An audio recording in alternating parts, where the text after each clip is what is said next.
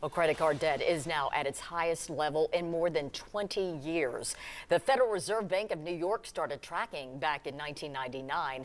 The overall debt at the end of the third quarter of this year was almost $1.1 trillion, up from the second quarter. 10 News reporter Lauren Davis joins us to explain the growth in debt and how to manage it. Lauren?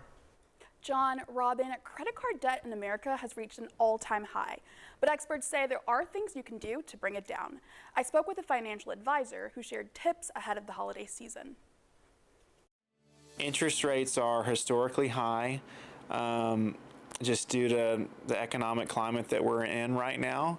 And so maybe things that you used to do, this pattern of spending that you had for previous holidays is a little bit harder to overcome now. The holidays are coming up soon, and experts say some people may be spending beyond their means. If your outflow exceeds your inflow, then your upkeep is going to be your downfall. Tim Young, a wealth advisor for the Tennessee Valley Asset Management Partners, or TVAMP, says people may feel the need to buy gifts, even if they can't afford to. I think it's tempting during those times to put extra money on credit cards that maybe you don't have, like in your checking account, to pay for. But experts say there are ways you can manage your debt and get it down. Creating a budget, seeing what sort of extra things you can get rid of, like streaming services. I bet so many people have excessive streaming services for shows they're not even watching anymore. So cutting back on things like that and allocating some of that spending towards paying off that debt. And when it comes to the holiday season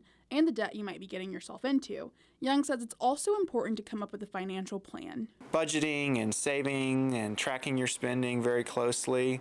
That's what I would encourage folks to do as they're heading into this holiday season, so that they don't put too much on a credit card that they'll then have trouble paying off.